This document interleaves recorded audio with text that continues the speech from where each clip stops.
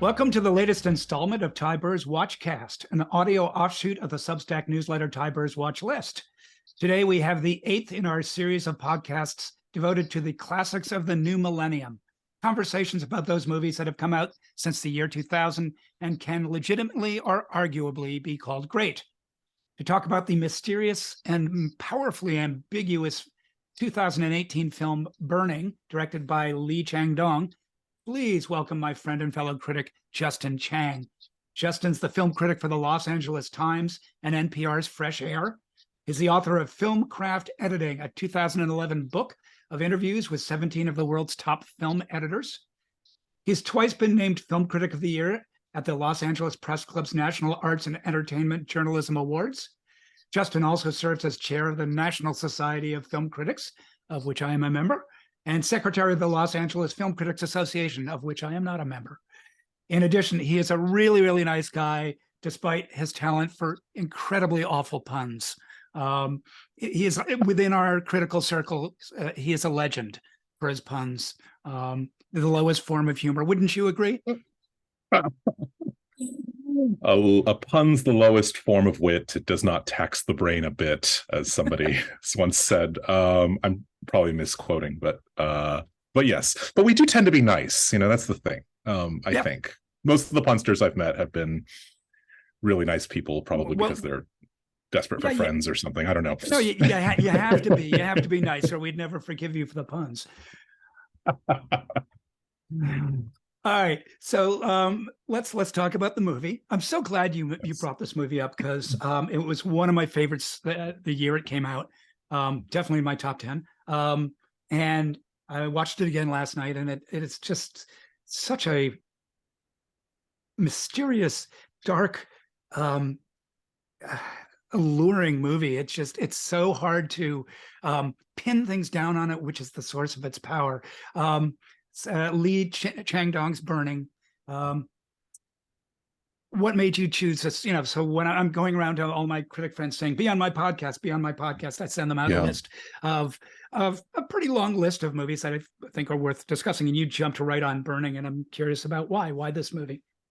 Yeah, Ty, thank you for having me. And it's a great list. And it wasn't easy, and yet it was easy. I mean, this movie jumped out to me because I do think it's a masterpiece. It's one of my favorite movies of recent years. Funnily enough, I lump this together with Drive My Car in a weird way because they're both Murakami adaptations. And while they're very different movies, I think they have certain things in common. And it just makes me think that Haruki Murakami is such a rich author for adaptation, and these are short stories that both that in this case, director Lee Chang-dong has really elaborated to a very leisurely 2.5 hours that is nonetheless so tense. I love that you said dark and yet alluring. I mean, there's a sensuality to this movie that is that I think is new in his own body of work.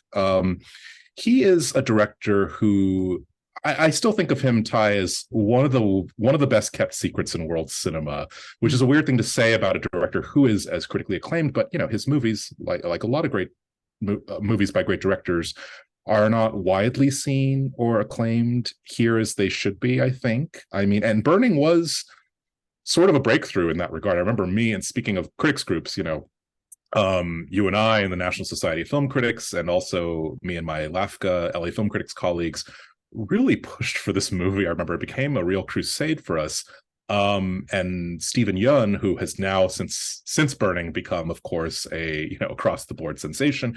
This was, he gives one of 3 magnificent performances in this movie. The movie is a very tightly coiled psychological triangle involving 3 characters, all of them brilliantly played. But Steven Yeun, his performance was the one that really got a lot of deserved attention. So I feel very I don't want to say protective or defensive of director Lee, but he's a filmmaker I love. I've seen almost all his movies except for Greenfish, his debut, which I'm sort of which I imagine, like a lot of debut films, is probably maybe from what I've heard, the the least impressive, meaning it's just really good or really great from what I've heard from those who've seen it. And in a way, I kind of am reluctant to watch it, because I almost want, when you have a favorite director, you almost want to leave something unseen to catch up with on a rainy day or something. But I don't think that he has made anything less than a really good or great movie. I mean, in recent years, in the past 20 years, I mean, Secret Sunshine changed my life. Poetry is absolutely sublime. And Burning, which is in some ways a simpler and more complex, a darker, more mysterious movie than even those two, just completely captivated me. I can't wait to see what he does next.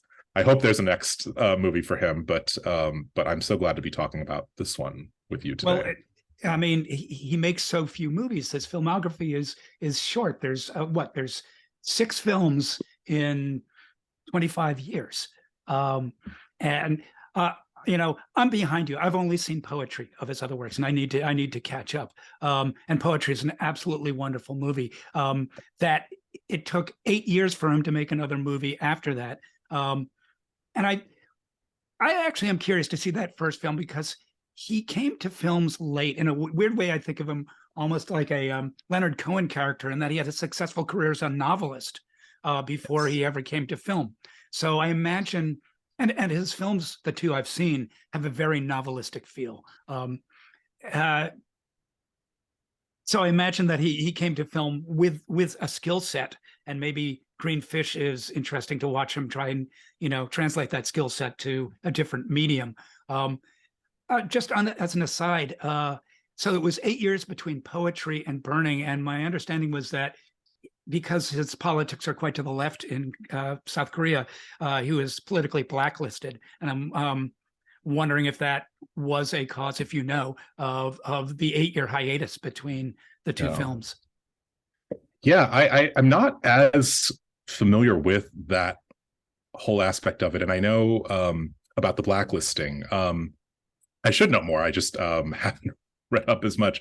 I know it was that, and he's someone who has been a really important figure just in South Korea's cultural life. I mean, he served as cultural minister for I believe a number of years, and so he's someone who has been very much at the fore of the Korean film industry, and then also he started as a novelist, as you say. There's the blacklisting, and I think it was also, though, just he has this quality of really searching, and I don't know if I'd call it a perfectionist quality, but I think he really was searching for the right project, and those don't come along to him as easily as they once did, perhaps. I mean, I think about, there's some filmmakers who rattle off a movie a year, or every 2 years or 3 years. I mean, he's kind of, I guess, if we're sticking to Korean cinema, he's kind of the anti Hong Sang-soo, even though, which is funny. And I love Hong Sang-soo, and it's funny because there are scenes of youthful drinking in this movie that kind of almost make you think of a Hong Sang-soo movie, but done in a very Lee Chang-dong kind of way. But there is this, his movies are not short. They are. If Hong Sang-soo is sort of making short stories, Lee Chang-dong is I think writing novels through cinema. And I love what you said about there's a novelistic density to almost all his movies.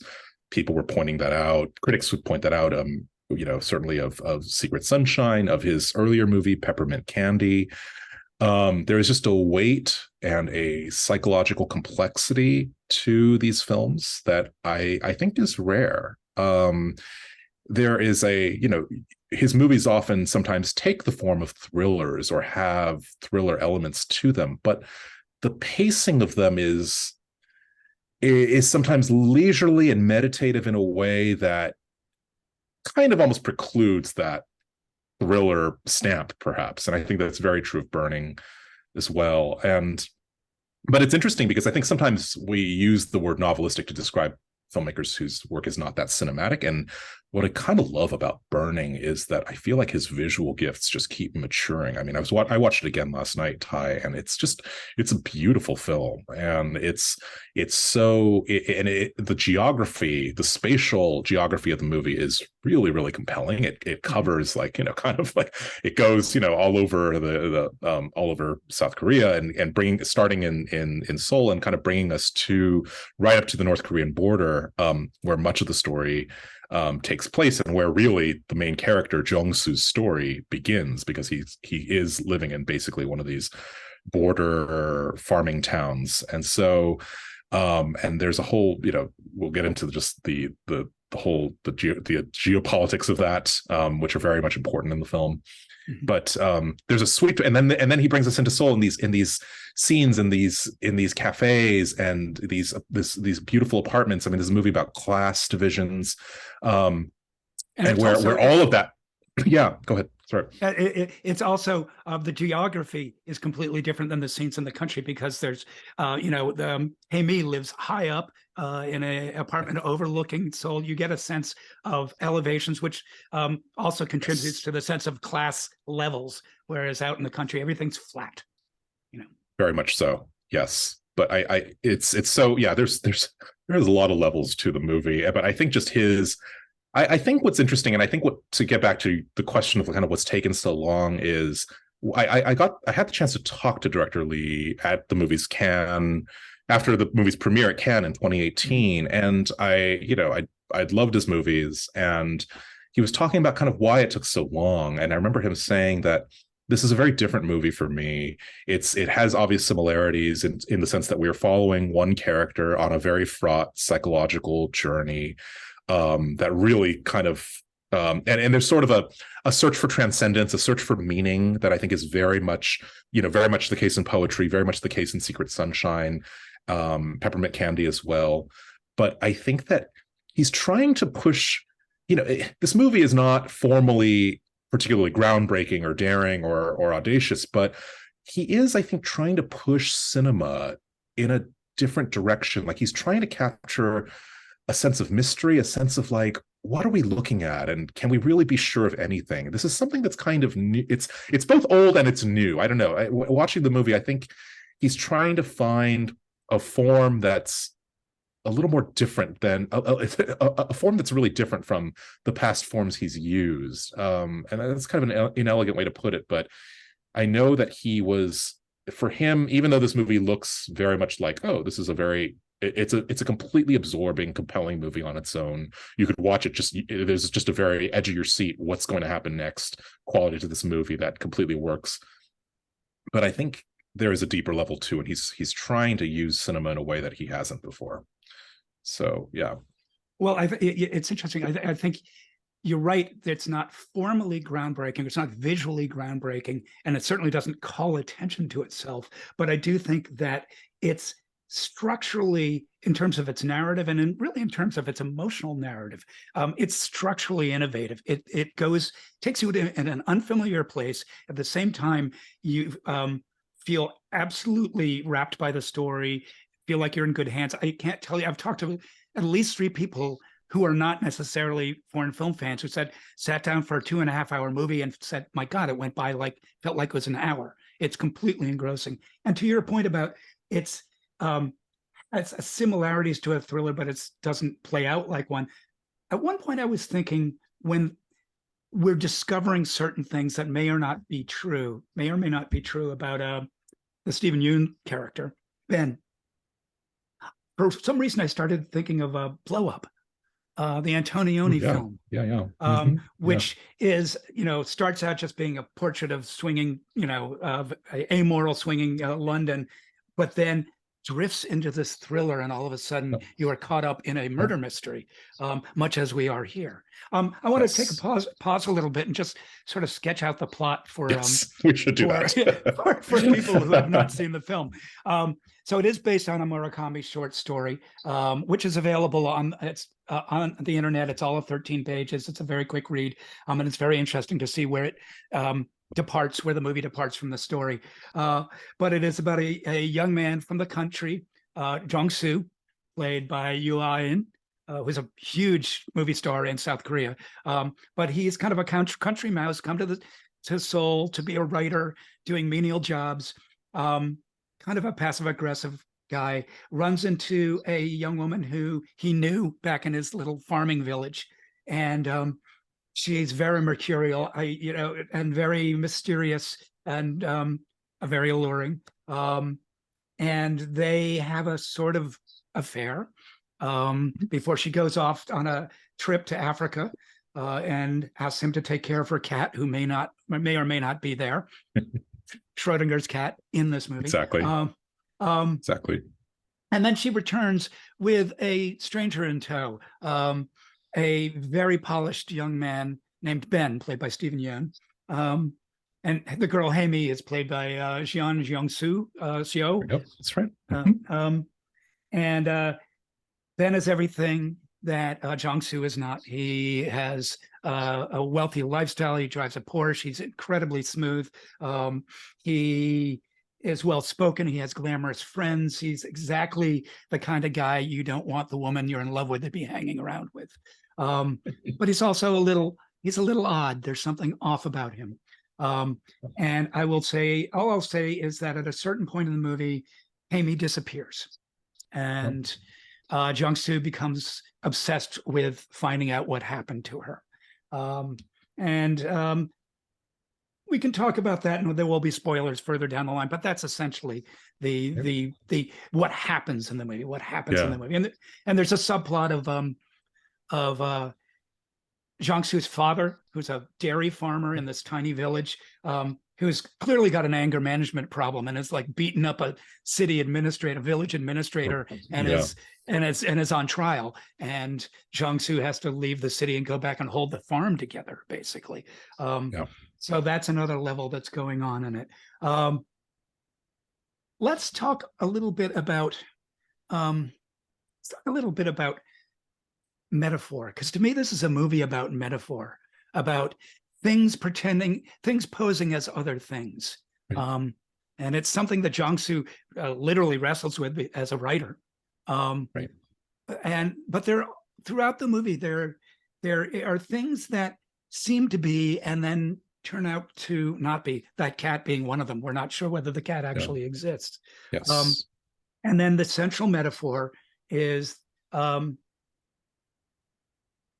unfolds during that what to me is the movie's hinge scene, which is when Ben and Haimi visit Jung-soo out in the country, and they sit and watch the sunset, and Haimi does a spontaneous dance in the nude to a Miles Davis tune, and the two of them and we are just enraptured by this moment, and then she goes in and passes out, and Ben has this odd little monologue where he starts talking about that he likes to burn down greenhouses. 난 가끔 비닐하우스를 태워요. 뭐라고요? 가끔 비닐하우스를 태운다고요. 난 비닐하우스를 태우는 취미가 있어요. 들판에 버려진 낡은 비닐하우스 하나를 골라 태우는 거예요. 2달에 한 번쯤? 그 정도 페이스가 제일 좋은 것 같아요. 나한테는. 페이스요? 그러니까 남의 비닐하우스를 태운다는 건가요? 당연히 남의 거죠. And he expounds on that, and Jung-soo, confused, asks him about that. And at a certain point, and it may be not in this scene, it may be in a later scene, that you may realize that what he's talking about is a metaphor for something else. And I don't want to spoil that necessarily. No. And finding out, plumbing those layers becomes part of the hero's obsession. What do you think of that? Do you think? Yeah, it's funny. I think it's a testament to the slipperiness of the movie, that what you're saying, what it's even a metaphor for, is I'm not even sure I would have the same answer as you, perhaps, but I think though that, and there's all sorts of, I think that there are two key things. There is the scene, that wonderful scene sequence, really, where the three of them are at Jung-soo's family home in Paju, near the border with North Korea. And that, because this is where it's almost like where he and Ben come as close to an honest reckoning with one another, and yet it could be completely not, because is Ben really telling the truth? Does he really do this? Does he really go around finding greenhouses? And yes, is that burning a greenhouse, which is not a good thing, but a fairly innocuous thing compared to what he could be saying he's really doing. Right. Burning, of course, is also just a real, it symbolizes so many things. I think about the movie. The movie is a very much a slow burn across this 2.5 hours, where it's just, you think about just this, and then it kind of does come to a dramatic conflagration of sorts that is both literal and also just the effect of the movie, where something does finally explode or erupt into after this long arc of slow simmering embers. We could go to town on pyro metaphors. Smoke. It opens with a shot of smoke, cigarette smoke coming around the corner. It does, and it's this constant thing, and it's also just it's because this is a movie that is also about male rage. I watched this too last night, Ty, and I was also struck by how quickly it went by, despite not being a short movie, but also just how we talk. And this is a Korean movie, of course, but it's no accident. Some might see it as heavy-handed, but it really isn't. The way that this movie came out in 2018, and the way that director Lee really puts in this Trump era commentary into the movie, because you're hearing, it's interesting, when Jong-soo goes home, he hears this North Korean propaganda that is being blasted across the border from North Korea, and you realize, oh, he's lived with this his whole life. I mean, there's a reference to, this is also just a movie about what it means to be a young Korean man. I mean, there's an early reference, he's had to do his mandatory military service for South Korea, but he's grown up hearing this stuff just like broadcast. And what has that done to him? What has that done to his dad, who has kind of gone berserk? And these anger issues which live on in Jung-soo in this sort of sublimated but perhaps concentrated form. Just the tension, the emotional tension of this is so, you really feel it throughout. Once these, and director Lee just sketches in this puzzle scene by scene. He's not hammering things, but he's kind of just giving you little psychological breadcrumbs in almost every scene. And I forgot where I was going to go, but basically with there's that. So there's the, what is the, so I think that it's the rage, what does this rage, when Ben talks about, I go out and burn greenhouses, you see that there's something, it turns something on in Jung-soo. It sort of awakens this, oh, could I do this too? It also awakens this, is he really telling me the truth? Right. Does he really do this? Is he doing something worse, actually? And this, without getting into spoilers, when Hae-mi disappears soon after, it's the more secrets come out, the more mysteries and implications get seeded. You mentioned blow up, and while we're on, it's funny. The more I watch this movie, the more it seems in conversation with a lot of European cinema, Antonioni for sure. This is very much like there's a bit of La Ventura in here, because a lady vanishes and you don't know what happens. And at the same time, early on, the movie kind of plays like this sort of paranoid 21st century Jules and Jim, because it's this triangle sort of, where there's sort of, two men and this woman, and it's a much darker version of that story. So that's just to the side. I'm sorry, I'm going all over the place, Ty, but there's also another scene. I'd mentioned this movie because everything is so intricately interlocked with this movie. I'd mentioned there's the scene where he discloses the burning, the greenhouse thing, which is a barn burning plot device in the short story, of course.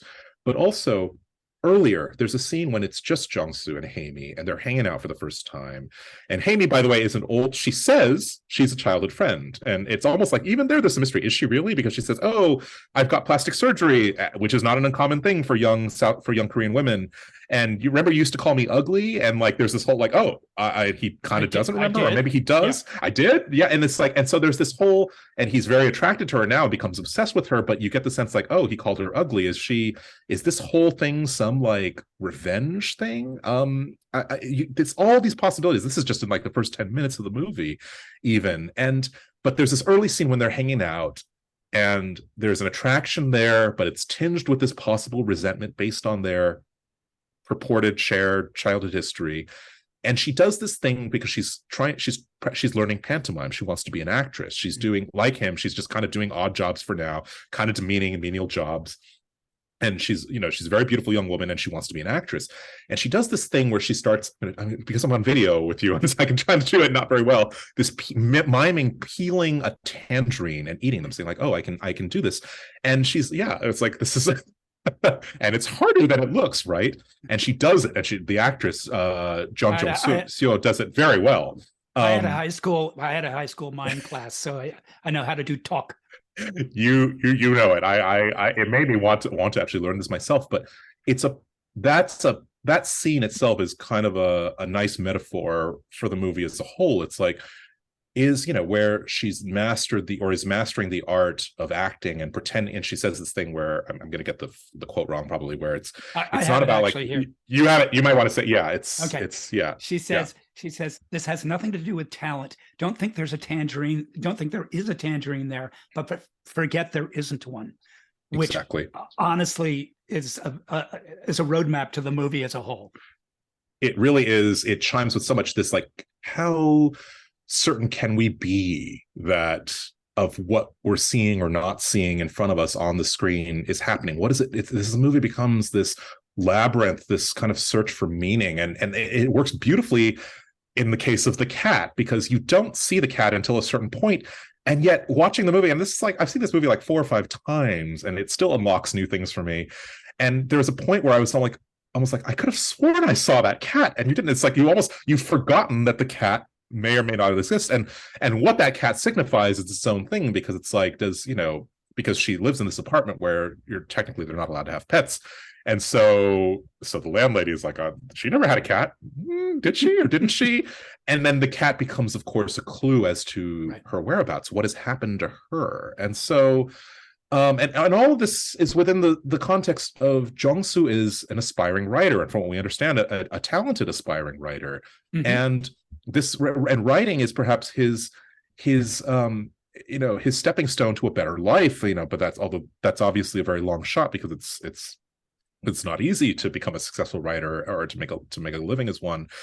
But all of this, there's also a sense in which is his obsession with Hamey and eventually with Ben too, is that born of just his genuine searching, or is he sort of egging himself on because he realizes that he is mired in the trappings of a really great story, and he has a really great story in front of him? And there is a key scene of him. This is not one of those movies where he spends a lot of time writing, but there is one moment we see, and it's a crucial moment, where he actually is sort of starting to put words to paper or to laptop in this case. And so this is also very much a movie about creating art. And it's also a movie that is based on a Murakami short story, and also has some generic DNA with Faulkner. Faulkner also wrote a short story called Barn Burning. So there's also, I think, Lee Chang-dong and his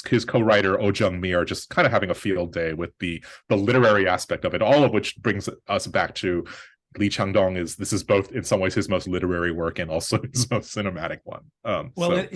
In an interview, he claims that he's not all that drawn to Murakami and his spare style, but when he made the connection between the Faulkner style is the absolute polar opposite of Murakami. That's what intrigued him enough to start making the movie. And having read the story, one thing that's really interesting, and then this just really goes to the difference between writing and film, is that let's see, I had a comment here that I just wanted to.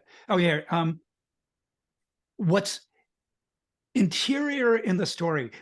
The story is told from the first person, so we are hearing basically Jung-soo. It's a totally different character. It's an older man. He's married. He's kind of obsessed with this woman. We never even learn his name, I don't think. But still, he's the central character, and it's first person, so we're hearing his thoughts. And that becomes more elliptical in the film because we're not inside Jung-Soo's head.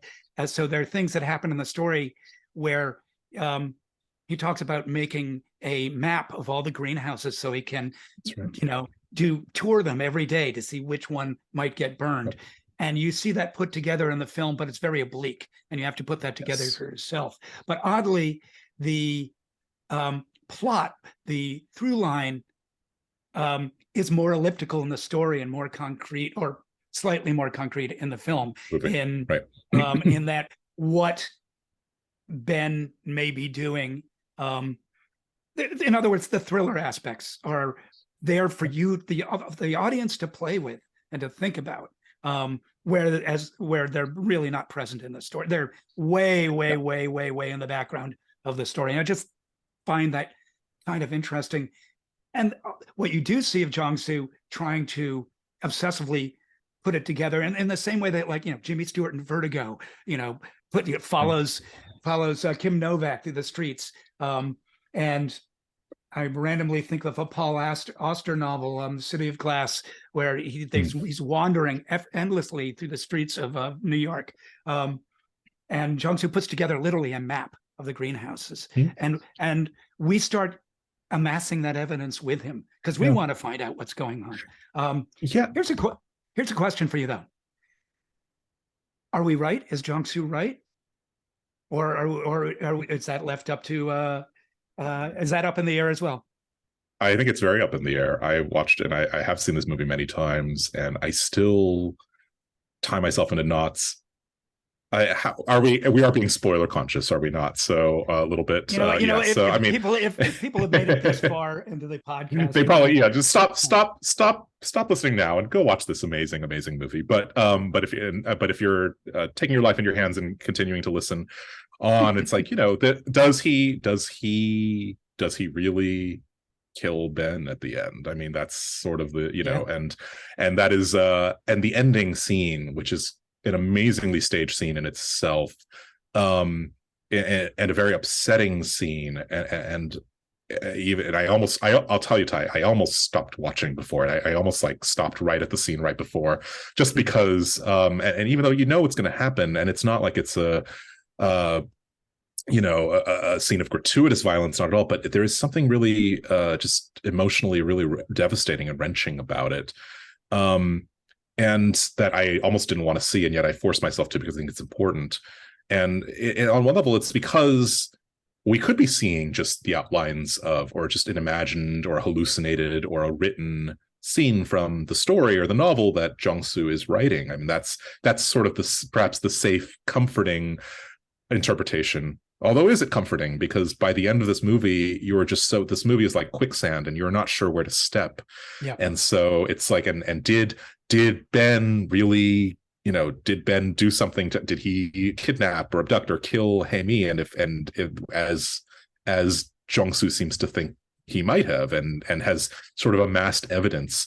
And it's so, the skill with which Lee sort of puts this all together. And I think it's worth noting that, I've said before, all three performances in this movie I think are perfect, and there's a kind of gem-like complexity to each and every one of them and the way they fit together. And I still feel like Yoo Eun's lead performance in this is underrated, because he is playing a very inexpressive, socially awkward guy who, nonetheless, we are with in his car in this kind of beat up rust bucket of a truck that he is driving around and around the Korean countryside. And, as you say, putting this map of these greenhouses together, and we're kind of, you really have to kind of read him. And it's not a wordless performance. It's not like he's completely inarticulate. He speaks and he talks, and and when he does, he's extremely thoughtful and even sympathetic, despite being not outwardly very likable, and the complete opposite of smooth, worldly, cosmopolitan Ben, played by Stephen Yeun. But you learn to really read his silences, and you learn to see what he's observing and what he's taking in. And so part of the pleasure of the movie is just getting inside his head, and it takes a while, but eventually I think by the second half, which, as you say, Lee and his co-writer Oh Jung-mi really they completely just conceived that Right. from scratch practically, and it's that's really where the movie really even comes to life. So yeah, it's But let's talk about the actors for a second. yeah, Interestingly to me, they really, not only do the characters come from three completely opposite ends of the field. If that's not a field, that's a triangle. But the actors too. So UIN yes, is a huge movie star, very popular. This is a very change of pace role for him. Stephen Yeun is a Korean American actor who I think was cast. If you read interviews with Lee Chang-dong, he really drew upon Yeun's otherness within the context of this very Korean story, and his cosmopolitanness. But he's familiar to American audiences from TV shows, and most recently Nope and Minari and other films. As you say, he's really popped loose. But he's coming from a sort of different galaxy of stars. And then you have Jeon Jeong-seo as Hae-mi, first-time actress, first-time audition, chosen because Lee found her absolutely unpracticed and natural, yet felt that there was a dimension, sort of a dimension behind that wanted to be seen. And I do think that there's two mysteries the other two characters, Ben and Hae-mi, are mysteries to Jong-soo and to us. We never quite figure them out. Let's talk a little bit about Ben, because if we accept the idea that Ben is in fact a psychopath, right. And he may not be a murderous psychopath, but he certainly seems to be a psychopath. He has this speech where he talks about what burning greenhouses, how it makes him feel, and how it, he feels the bass note inside him, and it's one of those speeches where you'll realize, oh, this person's insane. This person's actually functionally not, working in reality. 난 그 불타는 비닐하우스를 보면서 희열을 느끼는 거죠. 그러면 여기서 베이스가 느껴져요. 뼛속까지 울리는 베이스. And it made me think of other psychopaths of film. Reminded me of The Vanishing. You remember that? Oh, yes. Where the Spoorloos. Yes. The original Dutch version, please, not the American remake. But where the villain starts explaining himself, which in a way that to him it's extremely logical, and to anybody listening, you realize it's completely psychotic. And the other thing that I think about this film is that it's a Tom Ripley movie where one of Tom Ripley's victims is the main character, and Tom Ripley's kind of off to the side. Because it's such a it's such a good way to put it, Ty. Sorry. No, go ahead. No, please. He's just so practiced. He's got such a smooth social front. He's so good at playing. And there's those two wonderful moments and they're both scenes where they're with groups of people, and all the people are chatting and chattering and having a good time. And Jong-soo sees Ben stifle a yawn, and then Ben catches Jong-soo, watching him, and he just gives him this. It's not quite a wink, but it's a smile. Yeah. It's a smile. It's something with the eyes. He does. I mean, this is one of the great performances of recent years. It's just Stephen Yeun, man. And he's been great in so many things, but it is one of those performances where you're like, I don't know if he'll ever be this good again. No matter how great he is in Minari, in Beef, and in many other things. But it's it's so, I mean, I think the yawn that he does, this little yawn, which becomes like the stuff of nightmares. I mean, I think that this is a character who becomes kind of known by his yawn. And you're right. And I love your Ripley invocation, and there's such a Highsmithian quality to this movie. Of all the references, I mean, it's like, I can't believe I didn't stumble on that one yet. But it's like, and what I love about the movie is you have these two men who are both in their different ways, perhaps, studies in young male sociopathy or psychopathy, as you put it, and they come from completely different sides of the wealth class spectrum, and yet within them both is this capacity for violence that we see, or we don't see. We don't actually see Ben commit any violent acts, but just by his insinuating manner and his speech and that, and just his complete deadness to emotion. I mean, there's this early, whereas Hamey is like the most, at least from what we see, and again, you can't be entirely sure about her either, but there is this guilelessness to her that comes through at times, especially when they're that first night when they first go out together. They've, she and Ben have just gotten back from their Africa trip, and they go out to eat, and she gets very drunk and weepy and sad, and you see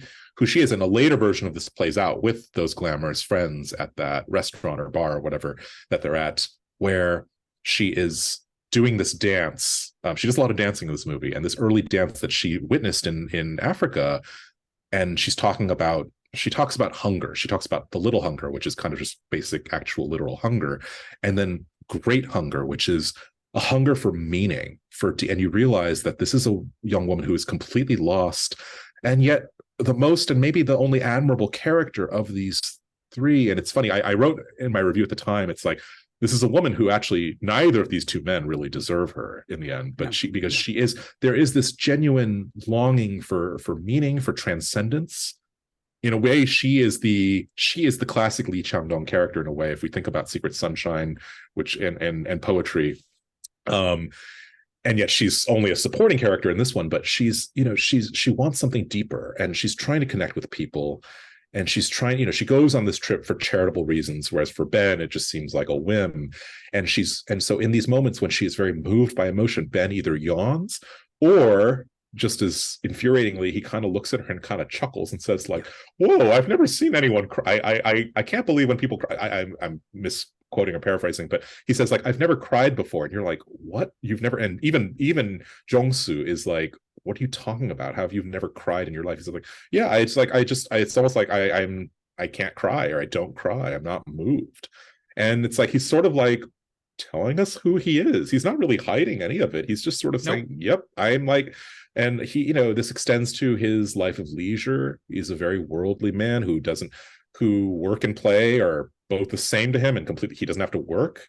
He has this fabulous apartment where his needs are just continually satisfied, and he doesn't have to. In one of the funniest lines in the movie, where Jong-soo is kind of looking at him in disgust and saying, like, "Oh, this man who just is cooking pasta and listening to music." And that's like it's one of the funniest lines in the movie, because that's like he has this extremely rich and cultivated lifestyle where he can just do whatever he wants. And you realize that it's something very political about this. It's like, this life of leisure that he leads, it just has completely deadened him to human feeling.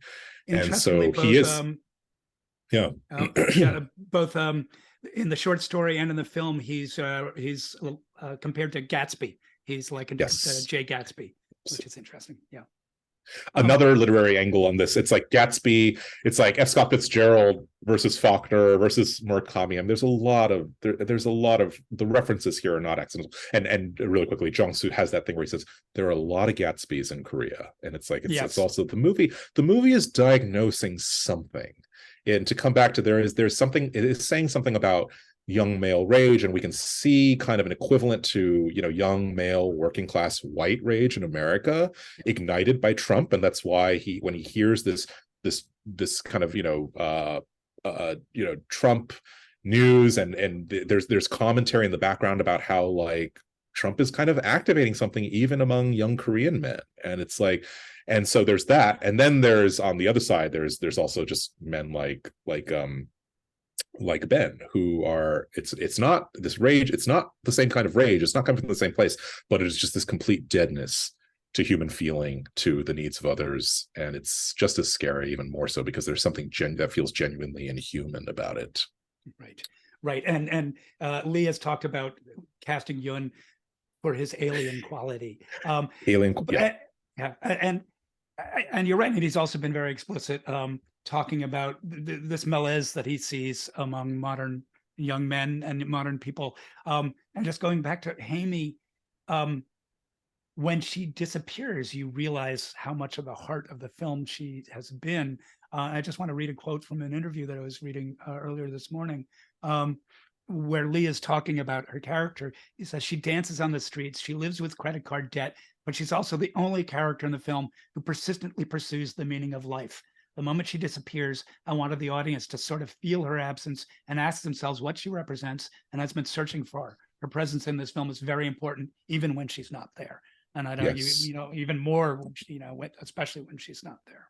Yeah, it's wonderfully put. It's also like, her absence haunts the movie, and it's interesting. I will say too. I've heard from some people who have from Korean audiences and critics who don't love Burning, who revere director Lee, but for whom this doesn't rise perhaps to the level of his earlier films, and I don't agree with them. I love the movie, and I think it's amazing, but I understand where they're coming. Partly it's because I think after having made such brilliant movies about women, Oasis and Secret Sunshine and Poetry, there is something perhaps that feels a little diminished about another angry young man story, and God knows we've had enough of those. And I get that. I don't accept that argument, but I understand it. And I think it ties into what you're saying, because of when arguably the most interesting, or certainly the most sympathetic character in the movie, who's this young lost young woman who just sort of vanishes and drops out of the picture. And you could say that the movie suffers from her absence. I don't think it does, though. I think that this often is something we talk about in film criticism. It's like, I really wanted the movie to be about her. I really wanted to follow her out of the movie. And yes, that could be said of this too. But it's like, but no, it's like her absence is so crucial to it. So in a way, I think there's sort of this, I think in some of the criticism, the reaction to the movie, there is this, the movie became something I didn't want it to become, and but it's like, and I think there, in a way, it's less about the movie, of course, and what you bring to it and what your kind of interpretive strategy is, but because part of me does, you do pine for Hamey. You long to know what happens to her, which again, very, very insidiously puts you in the mindset of Jong-soo himself, because he wants to know too. There is this obsession with just with knowing what has happened to her, which I think your Sporloose comparison is so apt too, because it becomes less even about the fact that he's in love with her, yes, but he just this need to know. Yeah. As you say, the movie doesn't suffer from her absence, but it feels her absence. Exactly right. Absence. Right. Let me ask you something. This is maybe going out on a limb, but I feel like, especially in the last few years, we have been seeing such a richness of films from Asian countries, specifically Korea and Japan. And maybe I'm conflating here, but I'm thinking of Return to Seoul. I'm thinking of the Hamaguchi movies. I'm thinking of in its own way of Past Lives, which is currently playing, and Burning as well. Is there any way you can draw these together? Or am I being completely specious and borderline racist? No, you never die. No, it's funny because I think, and it's interesting. I mean, I'm an Asian American critic, but it's like, and it's like and yet there's been this flowering in Asian, specifically East Asian cinema that I'm excited by, but I hasten to add, because from people who just want to assume things about me, it's like I am not some Asian cinema expert. I mean, there are people of every background who know more about this than I do, but I find it fascinating and really heartening. And I just think so much cool stuff is coming out of, it's interesting because Japanese cinema is, the kind of greatness of Japanese cinema goes back to many, many decades. Korean cinema has had a great thriving national cinema for many years, but it's only really popped now. And it's interesting because Burning was a year before Parasite, and Parasite, if I'm not mistaken, shares it's the same cinematographer as Burning, Hong Kyung-pyo, who is one of the top kind of Korean cinematographers at the moment, and who's worked with Bong Joon-ho for even before Parasite. So there is the sort of some overlaps in terms of sheer talent there, but I don't know what it is. And I mean, I'd mentioned Drive My Car, and without talking too much about that, and it's interesting because Ryusuke Hamaguchi is this, he's like my age, a young up and coming Japanese director. Lee is an older, more established Korean master. And yet I love both these movies. I think they're both masterworks. And it's just so funny. They're very different, but they are very much both about women who leave and men who pine for the women who leave them in one way or another. And so it's very much about it's about gender, sexual relations.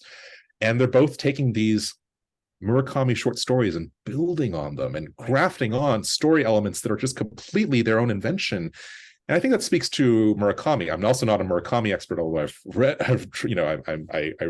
as much of him as I can. But I think these short stories are open-ended enough, narratively and psychologically, that a filmmaker can really come in and bring something completely. I'm curious too. I know that Murakami was a big fan of Drive My Car. I know less about what Murakami has said. If he's seen Burning, I should know this, but I can't remember off the top of my head. But I think it really speaks to just his greatness as a writer, that he can inspire, these filmmakers. And it's interesting that what you said about Lee Chang-dong maybe not necessarily feeling super close to Murakami, and yet seeing something in this story that he could really work with. So I don't know what it is, man. I mean, it's just, but I think that there is what inspires me about these two movies, and Parasite is, and there are many others that we're not even talking about here, if we're talking about a renaissance in Asian cinema. But there is something that I respond to, which is just a willingness to linger. There is a complexity, a respect for emotion that really builds organically. That is nothing is, there's just a complexity to these movies where every single moment is sort of doing a lot of different things. It's like, and it's interesting because these movies seem very placid and measured on the surface. You're never bored. I mean, at least I'm not, but I mean, maybe somebody is, but I'm not bored because there's so much going on. And, these movies reward repeat viewings. And so it's just, this is kind of some of the most exciting filmmaking that's being done. And I know these movies are, Burning is already 5 years old now. And so, as I said, I'm impatient. And Lee Chang-dong is hardly representative of, kind of the Korean film or TV industry. I mean, he's kind of, a law unto himself. Right. But I do think, it's really exciting. I don't know. I'm loath to kind of cast or see trends in it or anything, but I just think that I think it's exciting that that people are paying attention. Yeah. I may be having this on the brain. It's just the way you were talking about this group of films and their, sort of contemplative surface, yet how much emotions and conflicting emotions they can pack into a very, very simple scene. So you probably aren't aware, but Boston today is starting, the Harvard Film Archive today is starting a complete retrospective of Ozu, all 36 of his films. And it's actually being replicated for the month of June. Oh, excuse me, turn that off. It's being replicated for the month of June down in New York at the Film Forum. And I've been taking that as a excuse to chronologically go through his entire filmography. Oh my God, which is a joy for me. It's like, this is absolutely. So I'm getting near the end of the silent years. But my point being, it feels like when I look at a movie like, less so this, but still certainly Drive My Car, certainly Return to Seoul, certainly Past Lives. And yes, this in a certain way, although there's thriller aspects, played with here, that they are in a certain way heirs to Ozu. I don't know, or is that, are there so many films, is he so, influential on a certain kind of film that it's specious to say that these films have a connection? I mean, you can certainly point to. I don't know, but I mean, it's interesting. I think, and it's so funny too, because when I think about the Japanese director who is so often compared to Ozu, who is Hirokazu Koreeda, who will like kind of, you know, reject that and say like, no, I'm more of a Naruse man actually. So it's like that he feels closer. It's not, but of course, you know, the lineage of Ozu, I mean, it goes so deep. I think sometimes maybe it's a little and God, I'm so envious, Ty, because and I hope that the retrospective I know will come around all over, because there were two Ozu restorations that played at Cannes recently, and I'm kicking myself for not being able to get to them. But it's interesting. I think he speaks to us more than ever. I don't know. I mean, I put, you know, I don't know. I put Tokyo Story on my Sight and Sound ballot for the first time ever, and it felt like, why hadn't I not had it? It's like, and I was actually really hoping it would win. But I just, you know, and Tokyo Story is kind of course, just the catch-all stand-in for so many. I mean, his body of work is just absolutely stunning. But I think that there is perhaps something of him lives on in. I mean, humanism is kind of a reductive term, and I do think of director Lee Chang-dong as a humanist, even though this is a very dark film, and his movies go darker than really most of the other filmmakers we've been talking about. But I think there is something in that sort of in this grounding in quotidian rhythms, this willingness, this very observant quality, and it's something that I've always responded to. And maybe I don't know, it does feel very antithetical to a lot of what we see in American movies and studio movies, you know, everything but cinema. Mainstream. Yeah. It's like, and I think that there is something in that willingness to be reflective, to be slow, to be and really not slow. I really don't mean to overemphasize. It's like slow in comparison to what? I mean, these movies fly by to me. I mean, both these, if we're talking about Drive My Car and Burning especially, I mean, they're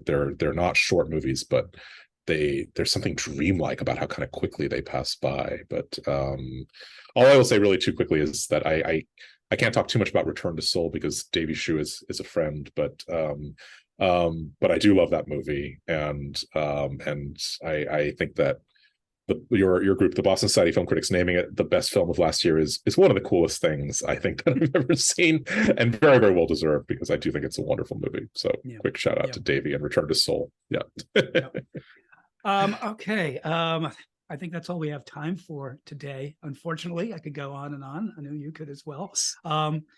Thank you to everybody listening. Please watch this movie if you haven't already, even though we've given away, you know, its secrets, although are they secrets? You know, so in upcoming weeks, I will be having new episodes of the classics of the new millennium.